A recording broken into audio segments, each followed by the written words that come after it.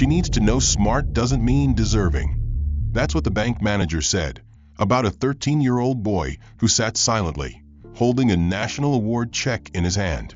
She didn't whisper it by accident. She meant it.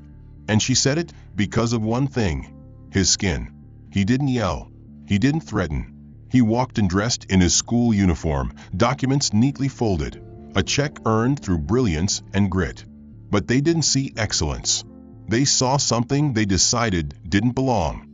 This wasn't a misunderstanding. This was targeted, calculated, public. And the biggest twist? They had no idea who he was. They mocked. They stalled. They told him to wait until someone important arrived. They had no clue the most important person in that building was already standing right in front of them. If you believe justice shouldn't come with conditions, hit like. If you think silence in the face of bias is part of the problem, subscribe. And tell us in the comments, where are you watching from? Because this story isn't just about one bank. It's about every space that still asks brilliance to show its ID. Now, let's pull back the curtain. Because what happens next, no one in that bank saw coming. The lobby of Rosemark National Bank gleamed under the midday light, all marble and polished brass, with gentle jazz floating through invisible speakers. The air conditioning was crisp, the kind that whispered luxury without having to speak it aloud. Customers waited in clean-cut lines, some on their phones, others leafing through magazines as they sipped complimentary espresso. Everyone moved in a rhythm, slow, assured, purposeful, until the glass door slid open with a soft chime, and Jalen Walker stepped inside. 13 years old, dressed in his school blazer and khaki pants, Jalen looked out of place, not because he lacked confidence, but because the room didn't expect someone like him. His curls were freshly cut, his white sneakers gleamed, and tucked under his arm was a slim black folder, the kind you'd expect from a young intern or a scholarship winner. Except Jalen wasn't any intern. He had just won the National Tech Intellect Championship, a televised academic tournament that tested the brightest middle school minds across the country on logic, innovation, and real-world problem-solving. Jalen had beaten high schoolers, graduated seniors, and even a homeschool genius from Nevada.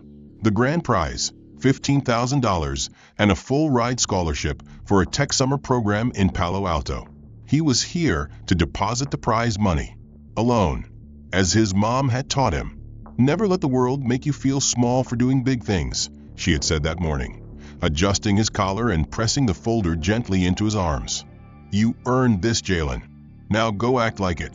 He had smiled, not nervously, but proudly. And now, standing in the glass-encased banking palace of Rosemark, he stepped forward to the receptionist, heart pounding but voice firm. Hi, I'd like to make a deposit. I have a check. The woman behind the counter, her nameplate read Sandra, looked up. Her expression didn't change. Do you have an appointment, sweetie? Jalen swallowed, standing taller. No, ma'am, but I was told I could walk in. I have my ID and my confirmation letter from the competition. He opened the folder, showing the documents. Sandra blinked once, then twice. She reached for the intercom. Mr. Barrett, could you come to the front a moment? From a hallway emerged Sloan Barrett, the bank's branch manager, a tall woman in her early 40s with sharp cheekbones, a spotless gray suit, and stilettos that clicked like a metronome. She approached slowly, eyes scanning Jalen with the precision of a scanner, and paused when she saw the check. Her lips curled into a polite smile, though it didn't quite reach her eyes. Hello there, she said with practiced warmth. How can we help you today? Jalen repeated himself, this time slightly more careful. I'd like to deposit this check. I won a national competition. This is my award letter and ID. Sloan took the check from him with fingertips, as though it were fragile or contaminated. Her eyes narrowed when she read the amount. 15,000, she repeated. And this was issued to you? Yes, ma'am. Interesting. The tone wasn't admiration. It was skepticism wrapped in civility. She turned to Sandra, then back to Jalen. May I ask who your parents are? My mom's name is Dr. Raquel Walker. She's not with me. She's working today, Jalen said calmly. I see, Sloan replied, eyes not leaving him. Would you mind stepping aside for just a moment while we confirm some things? Please have a seat in the lounge." Without waiting for his response, she handed the documents to Sandra and turned briskly. The receptionist gave Jalen a weak smile and pointed him to a leather chair in the corner. Jalen sat down, carefully placing his folder on his lap, his heart now thumping for reasons that had nothing to do with excitement. Around him, a few customers began to glance his way. He caught snippets of murmurs. Is he lost? That's a big check for someone his age. Maybe it's a scam. He adjusted his blazer, kept his back straight, and stayed silent. At the counter, Sloan was whispering to a junior teller named Mason, who furrowed his brow as he examined Jalen's documents. "We should probably call for ID verification," Sloan said softly, but not softly enough. "No rush, though. Let's see what else shakes loose." They chuckled, and Jalen heard it. He didn't flinch. He'd heard worse. A few moments later, a girl about his age entered the bank. Caitlin Myers, a local private school student, walked up with her mother, smiling brightly. She held a certificate, too. It wasn't a $15,000 check, but it was a school honor. Sloan walked straight toward them, arms open, beaming. "Oh my gosh, Caitlin. What a star. Come, let's get a photo for the bank's Instagram." Jalen watched as Caitlin was ushered into the VIP window, the same one he'd been standing at minutes ago. No questions, no delay. 15 minutes passed. Jalen still hadn't been called. Sloan walked by him once, then again, never making eye contact. Mason came over finally, handing him a form that looked wrinkled and half-copied. "We'll need you to fill this out," he said flatly. "It's a special processing form for larger checks." Jalen took it. "But that girl over there, Mason cut in, smiling dryly. "Different situation. Thanks for your patience." Jalen bit the inside of his cheek. He'd been taught to stay calm. He'd been told the world wasn't always fair. But he hadn't expected the rules to shift just because of who he was, or who they thought he was. And so, as Sloan passed behind him once more, whispering something to Sandra with a smug little smirk, Jalen silently reached into his backpack and pulled out his phone. He opened his voice recorder and pressed record, just in case. Because if there was one thing his mom had taught him beyond being brave, it was to be ready. Jalen sat perfectly still in the faux leather chair as the hum of the bank filled the air around him. Printer clicks, muffled footsteps on tile, and faint conversation layered behind polite professionalism. But underneath it all was a tension he couldn't shake. His fingers tightened around the armrest, gripping it just slightly too hard, but he made no move to get up. He could see Sloan Barrett out of the corner of his eye, still standing near the teller desk, engaged in casual conversation with a few staff members. Her posture relaxed, her voice light, but her glances kept darting back to him, like he was something out of place that she was still trying to decide what to do with. He checked his phone again, still no update from anyone. The form Mason had given him sat completed on his lap. He had even included a copy of the official award letter with the event seal, but no one had returned to collect it. Instead, the minutes dragged.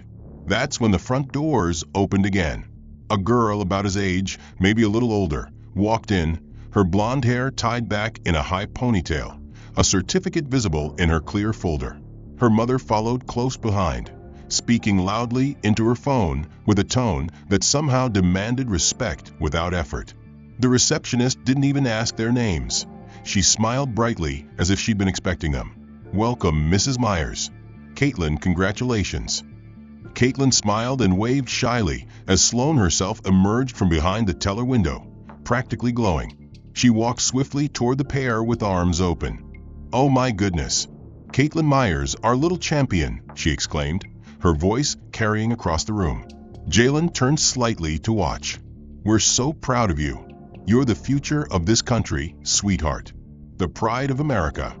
Jalen blinked. The future of America? He shifted slightly, unsure if he'd heard right. Caitlin and her mother were led past the velvet rope and straight into a private cubicle with glass walls and upholstered seats. No forms, no waiting, no verification. Sloan didn't just welcome her, she celebrated her. A bank employee brought out a tray of sparkling water, cookies.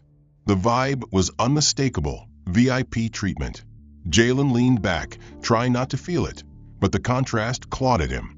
He had the bigger award, the larger prize, the national title. Yet here he was, sidelined, invisible. A few minutes later, Sloane returned to the main lobby. Her smile dimmed slightly when she saw Jalen still sitting there. Their eyes met. Jalen lifted the form subtly. "Excuse me," he said, standing, keeping his tone calm and collected. "I filled out everything. Do I hand this in, or?" Sloane gave a tight smile. "We'll get to you shortly," she said flatly, eyes flicking away like he wasn't worth the energy. "We have protocols, young man." Jalen nodded and sat back down, jaw tightening. But as fate would have it, Caitlin's voice carried. "Mom, this is so cool. I can't believe I'm here," she said with a giggle. "I mean, it's just an honor mention, but everyone's treating it like I won the whole thing." Jalen heard it. So did Sloane. Their eyes met again. He stood. This time, he didn't ask. He approached slowly, folder in hand, steady voice. "I don't mean to interrupt," he said, "but I think there's been some misunderstanding. I won the National Tech Intellect Championship. First place. This is the check. That girl, Caitlin, she said she got honorable mention." He didn't mean it as an attack. He didn't even raise his voice. But the moment he said it, Sloane turned to him sharply. The warmth in her expression disappeared. "Mr. Walker," she said with artificial calm, "you need to understand something. Being smart doesn't automatically make you trustworthy." Jalen's breath caught. "Excuse me." "You heard me," she continued. "You may have done well in a competition, and congratulations for that. But this is a financial institution. We don't just take people's word. You're 13. Alone. And this is a very large amount of money. So forgive us for being cautious." Jalen's mind raced. "I'm not asking for anything other than a fair process. I've given you everything." Sloane crossed her arms. "And we're reviewing it. But don't assume you're owed anything extra because of one accomplishment." Jalen felt his ears burn. "I didn't assume anything. I just..." She cut him off. "Then take a seat. We'll call you when we're ready." He stared at her for a second longer, then slowly walked back to his chair. The folder trembled slightly in his hands, but his face was unreadable. Behind the reception desk, Mason leaned toward Sandra and whispered something, smirking. Jalen saw it. So did another customer across the room, a man in a tailored suit who'd been watching the whole scene. The man adjusted his glasses, his gaze focused and analytical. Jalen noticed him watching, but said nothing. He pressed the voice recorder on his phone again. Sloane's words were still echoing in his mind. Being smart doesn't make you trustworthy. What did that mean, really? That no matter what he achieved, no matter how hard he worked, it still came down to something else? Something unspoken? Across the room, Sloane returned to Caitlin and her mother with a dazzling smile, offering them a private tour of the bank's new student account program. "We love supporting young achievers," she said sweetly. Jalen didn't react. He simply sat there, staring down at the form he had already filled out perfectly.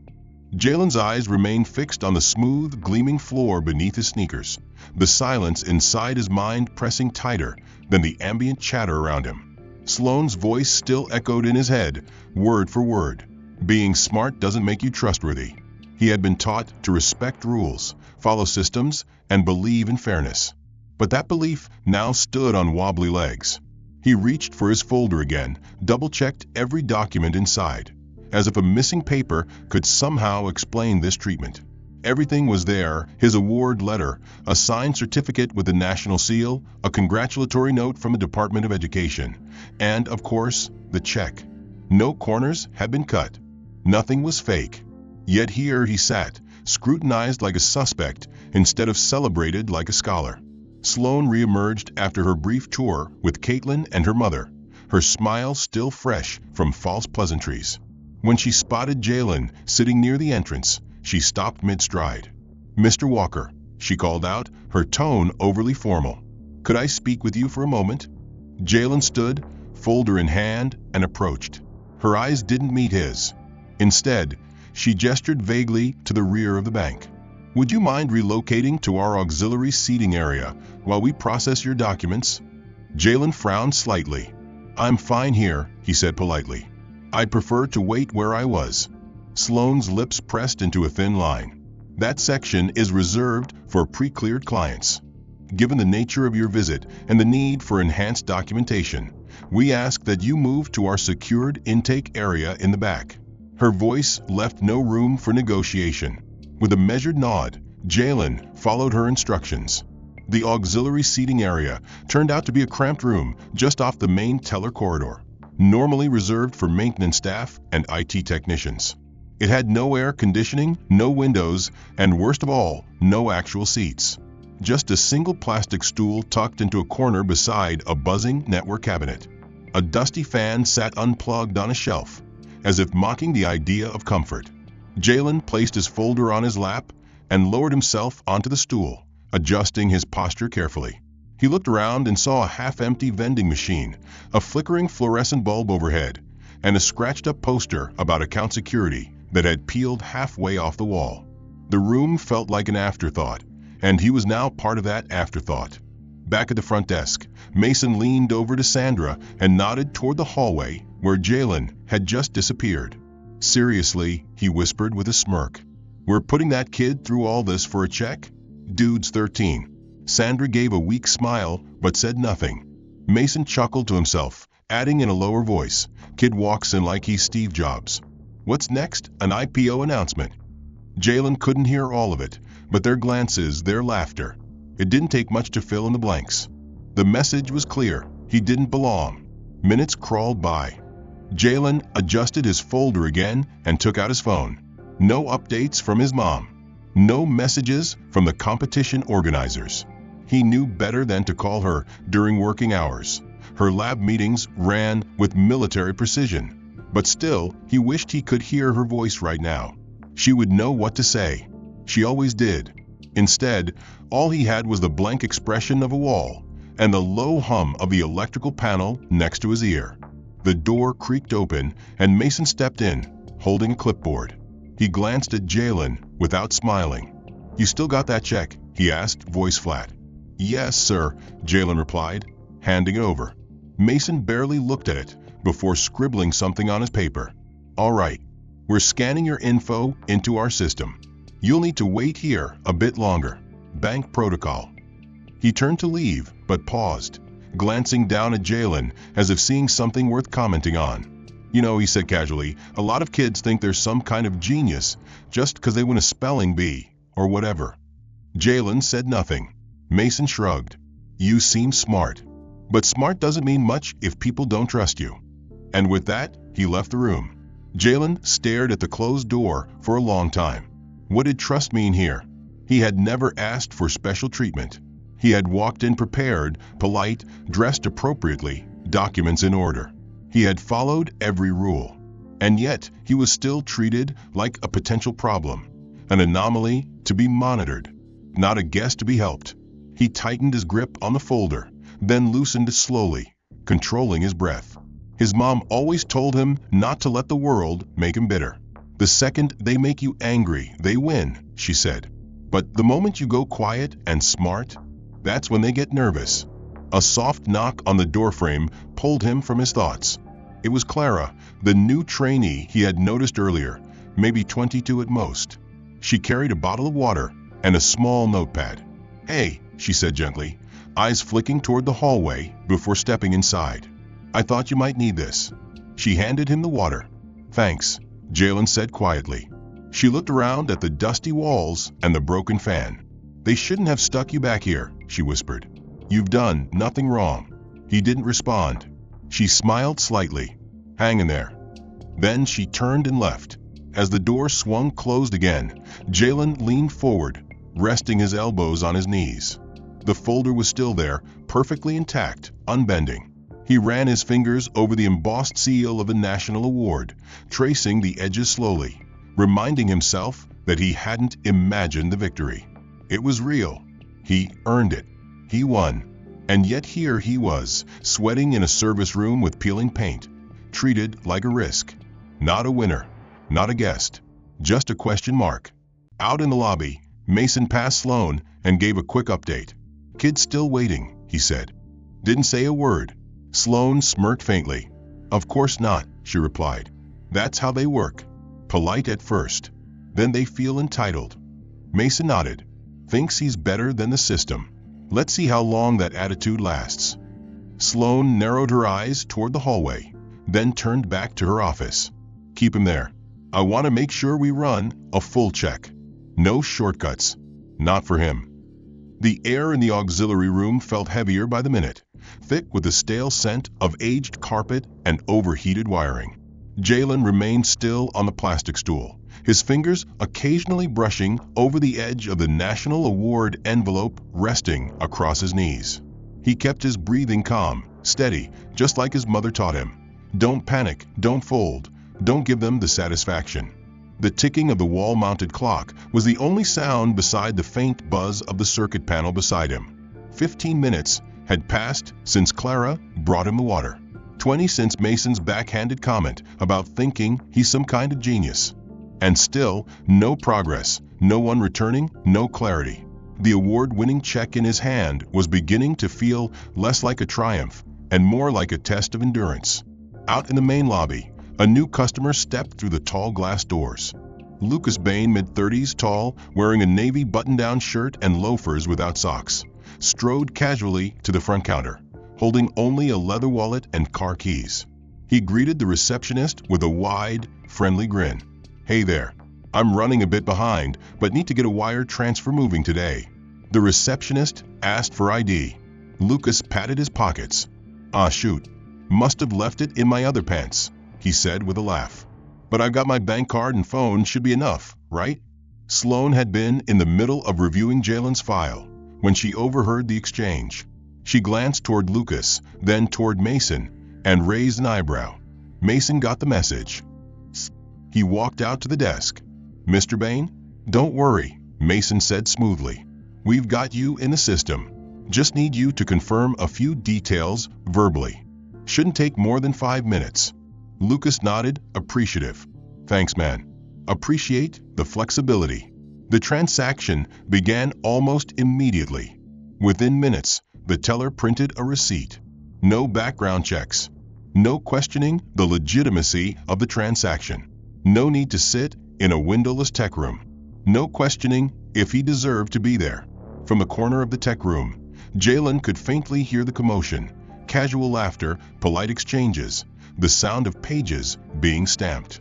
He stood up slowly, walked to the edge of the doorway, and peered down the hallway. He spotted Lucas receiving a firm handshake from Mason, then a cheerful wave from Sloane. It was hard to miss. The exchange was efficient, easy, frictionless. Jalen stepped back inside.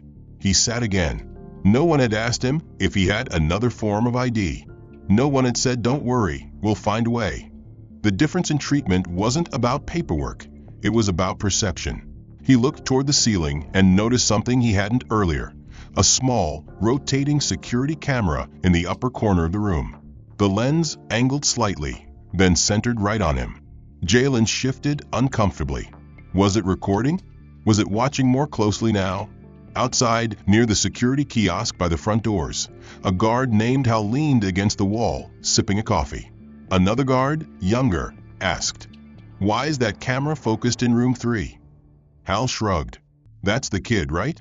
The one with the big check. The younger man nodded. Seems like a lot of attention for a kid. Hal raised an eyebrow, then said with a half smile, "You're standing out quite a bit, so we need to be cautious." The younger guard gave a short chuckle, but didn't reply. It was meant as a joke, but it wasn't funny. Not when a 13-year-old was being monitored more closely than anyone else in the building. Back in the cramped room, Jalen pulled out his phone and opened the Notes app. He began documenting everything he could recall. The names, the timeline, the interactions, word for word. He wrote down Mason's comment. He recorded Sloane's tone. He even typed Hal's phrase when he'd heard it faintly through the vent. If no one was going to believe him, he would at least make sure he had a record. Then, footsteps. Mason returned, knocking on the doorframe with his usual feigned politeness. "Still hanging in there?" he asked, as though Jalen were waiting for a haircut and not being profiled in a bank. "We're almost done. Just waiting for verification from upstairs." Jalen lifted his eyes slowly. Verification for what, exactly? Mason gave a rehearsed shrug. Large check, unusual amount for a minor. Gotta follow the rules. Jalen raised an eyebrow. Are those the same rules that let Mr. Bain complete a transfer without an ID? Mason blinked, then forced a smile. Different case. He's a known client. Jalen stared at him. So am I. I'm literally listed as the National Award recipient from a program your bank co-sponsored. Mason's smile faded, his posture stiffening. Look, kid, just let us do our job, all right? Jalen exhaled slowly and said nothing. He reached for his water, took a small sip, and returned to his notes. Across the lobby, Lucas Bain passed by Sloan one last time on his way out. Thanks again, y'all, he said with a confident nod. Glad you make things easy for good clients. Sloan waved. We're always happy to help. As the doors slid shut behind him, Sloan turned toward Mason. Any update on the Walker situation? Mason sighed. Still in room 3. He's patient, I'll give him that. But starting to ask questions. Sloan narrowed her gaze. Let him wait. If he wants to challenge policy, he can do it on his own time. Clara passed by them carrying a stack of brochures. She paused mid-step. Excuse me, she said gently, but I think he's been waiting for over an hour now. Sloan cut her off. That's enough, Clara. This is a professional environment. We don't need commentary from trainees. Clara bit her lip, nodded, and walked on. Back inside the tech room, Jalen looked up at the ceiling camera again. It hadn't stopped moving. Every now and then, it made a mechanical shift, a small, deliberate twitch that let him know he was still being watched. Not protected, not served, watched. Like a variable in someone else's equation, like a file to be flagged. And then, from the corner of his eye, Jalen noticed something. His folder was gone. Jalen's eyes scanned the desk beside him again. The folder, the one with his check, his award letter, and every piece of proof that he had earned his place, was definitely gone. His chest tightened as he stood up, his fingers curling slightly at his sides as he exited the suffocating tech room and stepped cautiously back into the hallway. No one had informed him it would be taken, no one had updated him, and certainly no one had asked for his permission. He made his way toward the front, slowly, eyes darting between faces, searching for some sign that his case was being handled properly. As he approached the teller counters again, he spotted Sloan across the floor, seated at her personal terminal near the manager's desk. A customer was sitting opposite her, laughing, nodding, handing over documents. The screen in front of her blinked steadily, green interface glowing, fingers tapping swiftly across the keyboard. Jalen stopped just a few feet away. "Excuse me," he said, voice level but firm. "I'd like to know where my documents are. They're missing from the room I was asked to wait in." Sloan didn't look up immediately. Instead, she finished typing a few more lines, then looked at him with calm detachment. "We've transferred your folder for internal verification," she said smoothly. "There's a delay in the system. The database is running slow, unfortunately." Jalen frowned. "But that customer," he gestured to the man sitting across from her, "you're processing his documents right now. Isn't that the same system?" Sloan's smile was tight. "Different case," she said. "Smaller transaction. Less complexity." Jalen took a breath, trying to suppress the rising heat in his face. "So $15,000 makes me more complicated than a mortgage application." Sloan's eyes narrowed slightly. "Mr. Walker, I suggest you return to the intake area while we complete processing. Pressuring staff won't speed anything up." Jalen hesitated for half a second, then turned back toward the hallway. As he passed the central waiting zone, he spotted a row of screens displaying transaction queues. His name wasn't listed. He stopped again, unsure whether to speak or keep walking. Just then, Officer Trent, the taller of the two security guards, stepped toward him from the side of the lobby. He had a calm face, the kind that could either disarm or dismiss depending on the tone. "Hey there," he said, his voice light but clearly practiced. "Everything okay, champ?" Jalen looked at him squarely. "I'm just waiting. Been over an hour now." Trent gave a slow nod. "Yeah, I heard. Rough day, huh?" He glanced around, lowered his voice just a touch, and said, "Can I give you a little advice?" Jalen didn't respond, so Trent continued. "Look, you're 13, right? Bright kid. You've got plenty of time to deal with all this grown-up stuff later. Right now you should be in school, not worrying about banks and paperwork." Jalen blinked. "This isn't just paperwork. I won a national competition. I earned this." Trent nodded as if he hadn't heard the core of that sentence. "Totally. I get that. But sometimes it's better to let the adults handle these things. Maybe your parents can come back with you another day? Might go smoother." Jalen stared at him. "You think I'm the problem?" Trent raised both palms. "Whoa, not saying that. Just saying life's easier when you don't try to swim upstream too hard, you know." Jalen stepped back slightly.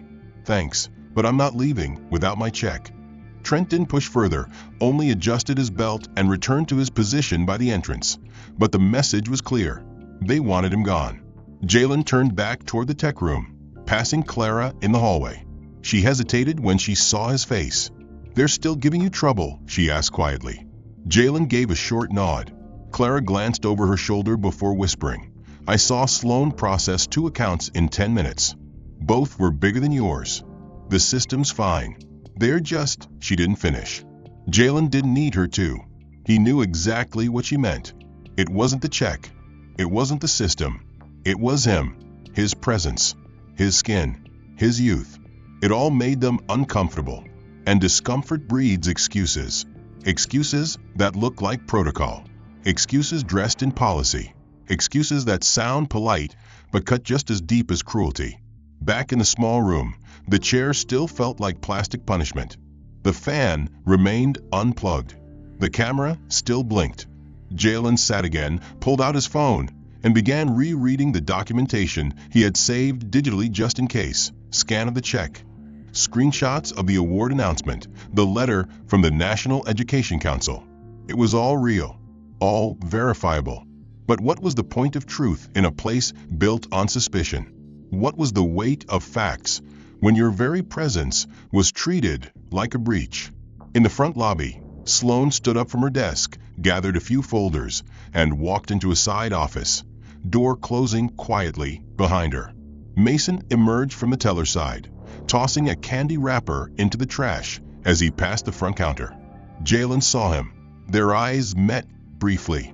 Mason didn't smile. Jalen didn't blink. The hallway felt colder now, like the walls were retracting in small, invisible ways. Even the ambient jazz in the background felt more like static than music. He reached back into his backpack, pulling out a small notebook his mother had given him years ago. Its pages were already filled with early sketches of inventions, scribbled goals, inspirational quotes. Now, he turned to a fresh page and started writing.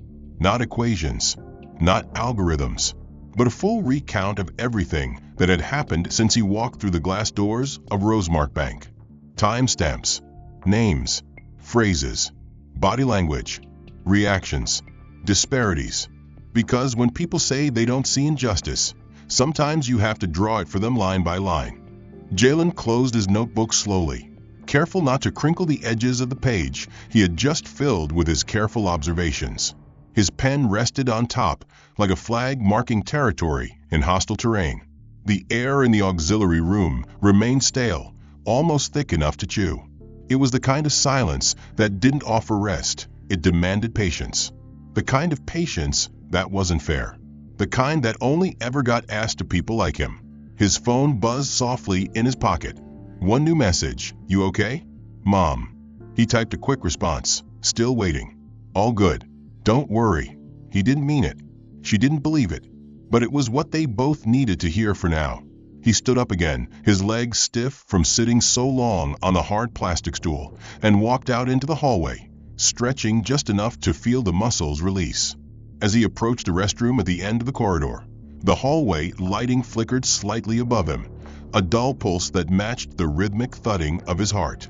Inside the bathroom, the fluorescent lights buzzed louder than the fan, casting a pale blue hue across the tile floor. Jalen walked to the sink, turned on the cold water, and cupped it into his hands before splashing his face. Droplets clung to his cheeks as he stared at his reflection. His blazer was still crisp, his collar straight, but his eyes held exhaustion he hadn't seen in them before today. He took a paper towel, wiped his face, and exhaled through pursed lips. Somewhere in the corner of the room, his voice recorder was still running in his pocket, a quiet, tireless witness. And then he heard them. Two voices outside the bathroom, just beyond the thin wall. One was Clara's, soft, unsure, barely above a whisper. The other was unmistakably Sloane's, sharp, condescending, and entirely devoid of empathy.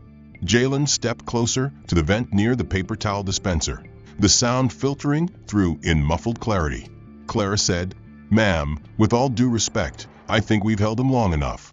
The system check came back 30 minutes ago. Everything's cleared.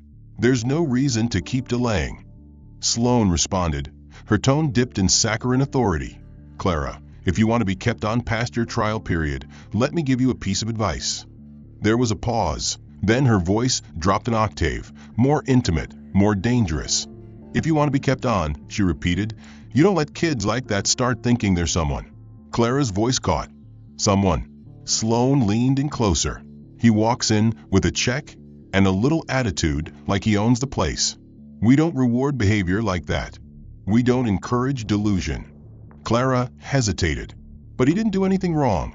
Sloane cut her off, her voice now flint against steel. "He walked in thinking this place was built for him. It wasn't. And the sooner he understands that, the better for all of us, including him." Footsteps moved away. Clara didn't speak again. Jalen stood frozen in the bathroom, the towel clenched in his fist. The words echoed louder in his mind than they had in the hall. "Don't let kids like that start thinking they're someone." Every syllable struck with precision.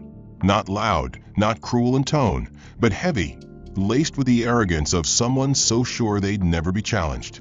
He reached into his pocket, checked the recording, and confirmed it was still going. Time code blinking. Voice clear enough. Evidence undeniable. He slipped the phone back in, composed himself, and stepped out into the hallway. The bank was quieter now. Fewer customers.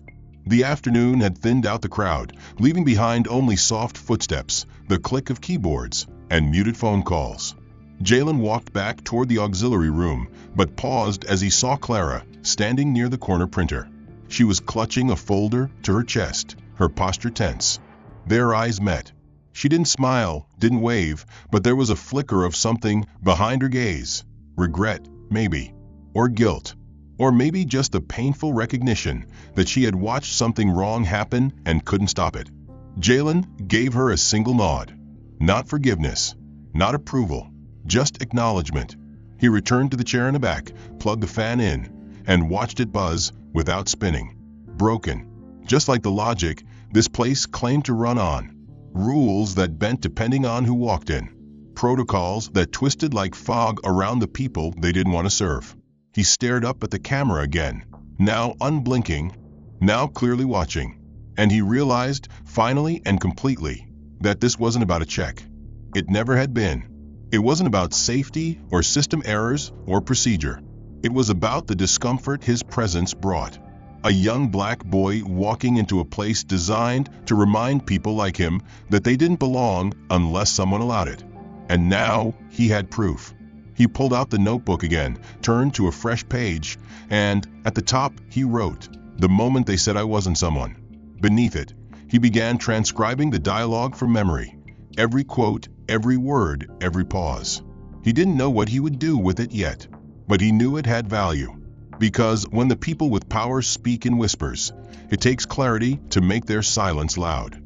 Jalen sat in silence, back straight, eyes fixed on the fan that still wouldn't spin. The room hadn't changed, but something inside him had. The recording in his pocket felt like more than evidence. It felt like armor. The words Sloane had spoken, so confidently cruel, echoed in his ears not as defeat, but as confirmation. He knew now what he was up against, and knowing gave him clarity. Still, despite the weight of that knowledge, part of him ached. Not from the discomfort of the room or the coldness of the bank, but from the question that crept in through all the cracks. Would they have treated anyone else this way? That's when the atmosphere shifted. It was subtle at first, A change in the rhythm of footsteps on the marble floor, a lull in the quiet tapping of keys, the kind of silence that follows when people instinctively feel they're in the presence of someone important. Jalen didn't notice it at first. He was too deep in his thoughts, reviewing his notes, still writing in the notebook his mother had given him. But then a voice, familiar, firm, focused.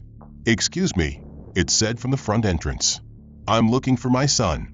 His name is Jalen Walker." The sentence cut through the space like a blade. Jalen looked up, his heart skipping not out of fear, but out of something much deeper, relief. Standing in the center of the lobby, dressed in a fitted charcoal blazer, navy slacks, and low-heeled pumps, was Dr. Raquel Walker. She held a leather-bound tablet in one hand, a slim briefcase in the other, and the kind of energy that filled a room without raising its voice. Her hair was pulled back in a sleek bun, her posture unyielding, her presence undeniable. Sloan emerged from her office, clipboard in hand, unaware of who she was facing. "Can I help you?" she asked, a practiced smile forming. Raquel turned to her, eyes sharp. "I believe you already have," she said, "by detaining my son for over 90 minutes and denying him access to standard banking services." Sloan's smile faltered. "I'm sorry, and you are?" "Dr. Raquel Walker," she replied crisply, Chief Technology Officer at Genesis Tech, the primary corporate sponsor of the National Tech Intellect Championship, the competition your branch has chosen to undermine by mishandling the check awarded to its youngest ever champion. Sloan blinked, the color draining slightly from her face. Mason, standing nearby, straightened up immediately, shifting uncomfortably. "Oh," Sloan said after a pause. "I wasn't aware that the child you treated like a liability is the top-ranked competitor in a program your bank promotes." Raquel finished. "Perhaps you should have read the letterhead." Jalen stepped out into the hallway, moving toward them slowly. Raquel's eyes softened the moment she saw him. "You okay?" she asked. Jalen nodded. "Yeah." He held up the notebook. "I recorded everything." Her gaze sharpened again. "Good." She stepped forward, placing the tablet onto the counter. "I'd like to speak to the branch's regional supervisor." Now, Sloan tried to recover her composure. "Dr. Walker, I assure you, this was all a misunderstanding. Standard procedure." Raquel turned the tablet toward her. On the screen were several documents. A shareholder breakdown revealing Genesis Tech's 11% equity stake in Rosemark Bank, making them a strategic partner, not just a sponsor. Below that, a live web page from the competition's official site headlined, "13-year-old breaks records, wins national title." Jalen's picture prominent, smiling, holding the check in question. "There's nothing standard about what happened here," Raquel continued. "Your staff delayed, questioned, and isolated my son. And according to his notes in this recording," she tapped her phone, "he was actively mocked, surveilled, and spoken about in language I believe violates internal policy and likely several discrimination clauses." Sloan tried to interject. "We were simply verifying. You processed 2 mortgage applications while his sat untouched," Raquel cut in. "You let a man without identification complete a wire transfer in under 5 minutes. But my son, who walked in with proper documentation and a verified check, was treated like a security threat. That's not verification. That's profiling."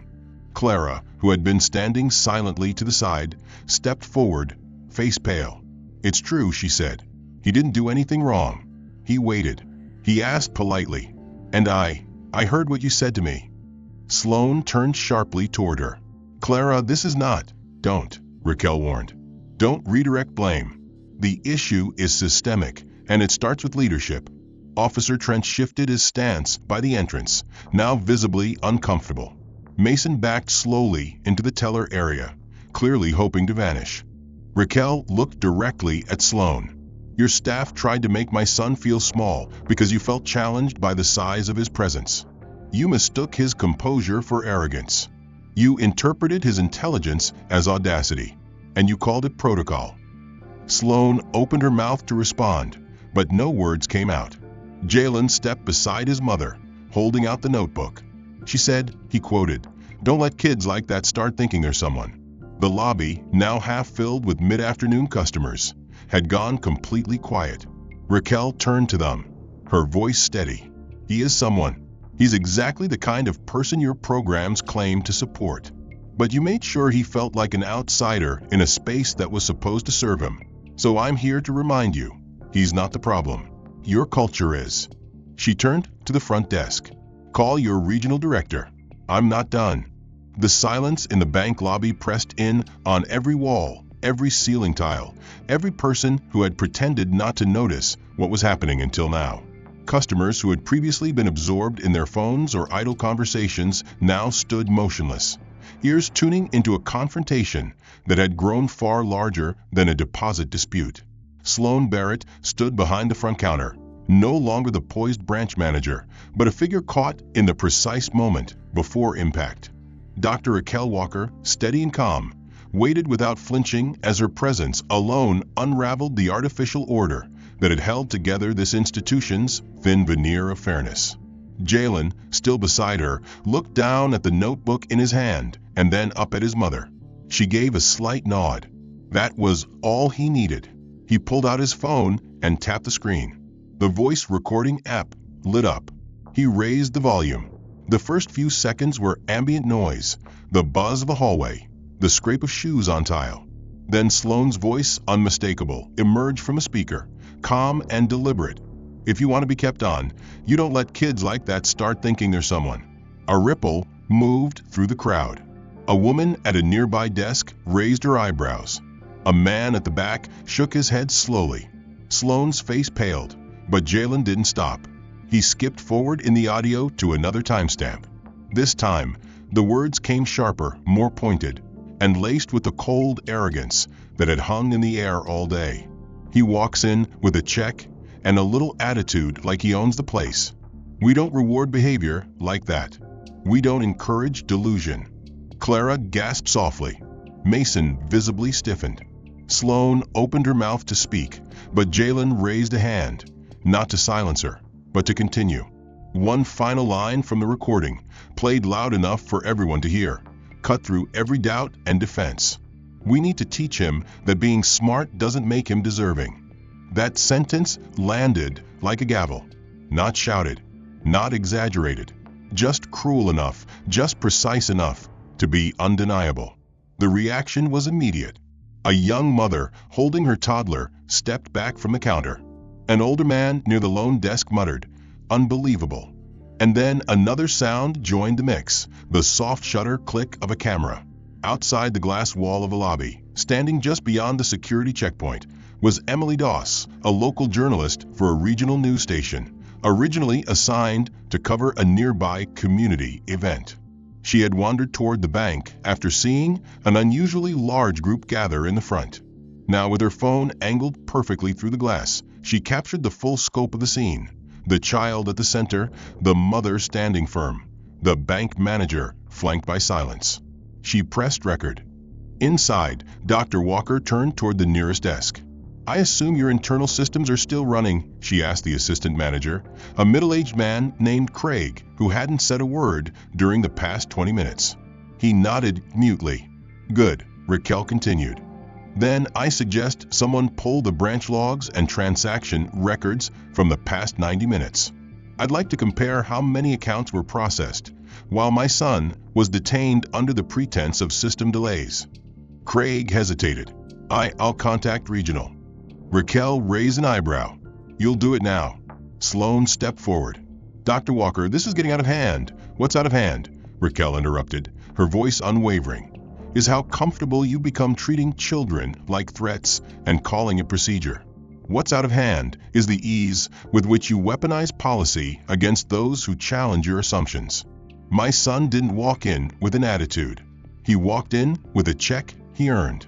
He walked in like someone who belonged. And that, Ms. Barrett, is what you couldn't tolerate." Sloan shifted, as though her body wanted to flee before her reputation could catch up. Mason glanced nervously at the main doors, where a few people now stood watching from outside, murmuring. Emily Doss lowered her phone for a moment and stepped inside. "Pardon me," she said, her voice direct but courteous. "Emily Doss, Channel 8 News." Would you be willing to go on record, Dr. Walker? Sloan spun toward her. This is a private business. It became public, Emily said, the moment your employee said a child wasn't deserving because of how he walked into a building. Jalen stayed silent, his phone still open, screen still glowing. He watched as Sloan's entire frame seemed to shrink. For the first time all day, she had no script, no smug professionalism, no buffer of policy. She had been heard, and she couldn't deny it. Raquel turned toward Emily. Yes, I'm willing to speak on the record. Emily nodded and pressed record again. Please introduce yourself. Raquel looked directly into the lens. My name is Dr. Raquel Walker, Chief Technology Officer of Genesis Tech. Today, my son Jalen Walker, 13 years old, came into Rosemark Bank to deposit a check he earned by winning a national academic competition. Instead of being treated with respect, he was isolated, questioned, watched by surveillance, and subject to discriminatory language by senior staff. We now have recorded evidence of this mistreatment, which includes statements suggesting he needed to be taught a lesson about his place. Emily turned the camera slightly toward Jalen. Would you like to say anything? She asked. Jalen hesitated, then stepped forward. I didn't come here to start a scene. I came to deposit something I earned. But every step I took today reminded me that some people don't want to believe someone like me could earn anything at all. The lobby filled with an ache that had no voice, only presence. Sloan tried to steady herself, but the damage was done. Customers who had once kept their heads down were now making quiet exits. Clara walked to the side, phone in hand, sending a message that would be hard to retract. At that moment, a sharp ring came from the intercom at the front desk. Craig answered, listened, then turned pale. That was Regional, he said quietly. They're watching the stream. The call from Regional hadn't lasted more than 60 seconds, but it was enough to alter the temperature of the room. Craig, still holding the receiver with trembling fingers, looked over at Sloan, then at Raquel, then at Jalen. His voice barely carried when he said, they're on their way. No one needed him to clarify who they were. The authority now watching wasn't just corporate, it was public. The live stream Emily Doss had started was climbing into the tens of thousands of viewers within minutes. Comments poured in like a flood. This is what injustice looks like. Unacceptable. Protect that kid. The digital world had cracked the glass walls of the bank wide open, and the people behind desks knew it. Sloan, once composed and commanding, had grown still. Her eyes darted to the exits, but her feet stayed planted. She knew, somehow, that leaving would only confirm the worst assumptions. Mason had slipped behind the teller wall, hunched over a computer he wasn't typing on. Officer Trent leaned against the side column near the entrance, arms crossed tightly, jaw locked, clearly aware that his casual condescension earlier was no longer protected by his badge. Clara stood silently, her face unreadable, but her posture now squared beside Jalen and Raquel, not behind Sloan. Less than 10 minutes later, the bank's glass doors opened again, not with the soft chime that usually signaled a customer, but with the sharp, deliberate sweep of a corporate arrival.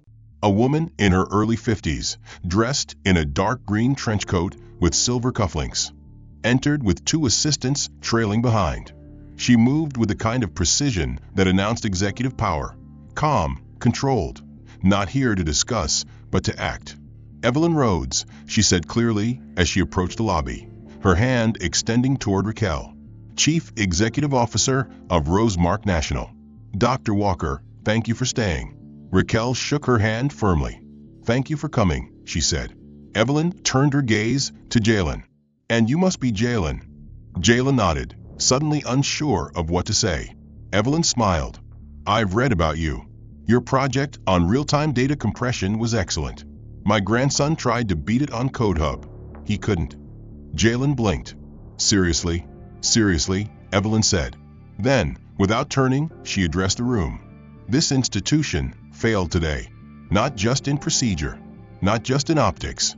It failed in principle, and that failure has names. She turned to Sloan, whose shoulders tensed. Sloan Barrett, effective immediately. You are suspended pending a full investigation. Sloan opened her mouth, But Evelyn held up a hand. "We have the footage. We have the audio. I've already spoken with legal. Do not speak further without counsel." Mason's name followed next. Mason Richfield. "You are being removed from the teller line and reassigned pending retraining and disciplinary review." Then Evelyn's eyes shifted to Officer Trent.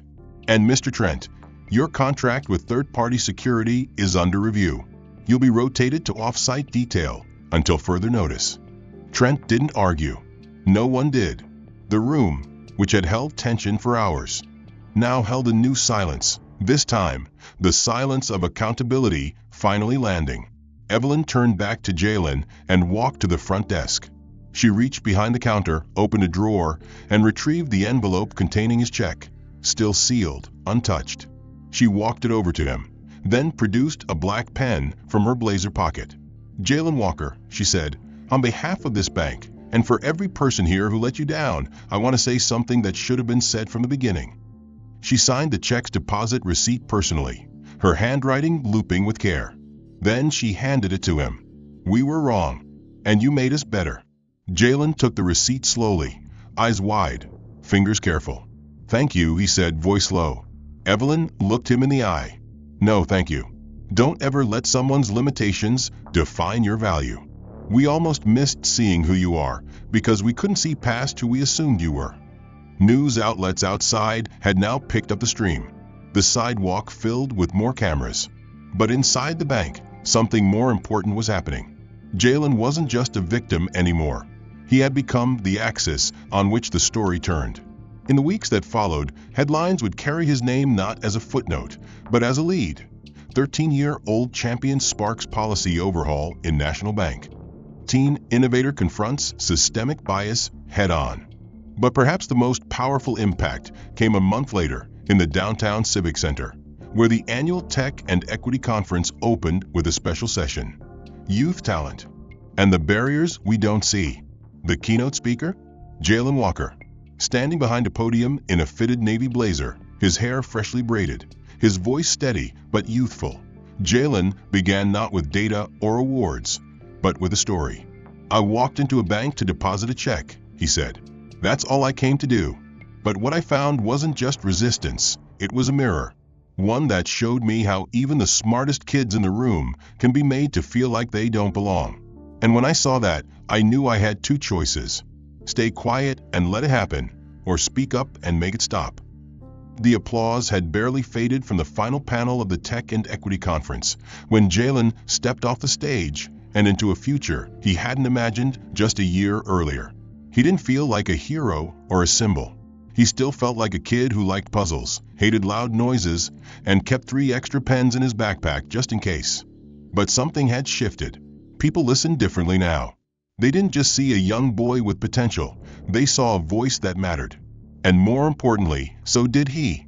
In the months that followed, Genesis Tech launched a nationwide initiative in Jalen's name, the Walker Program, a youth mentorship and financial literacy pipeline targeting underrepresented students in STEM.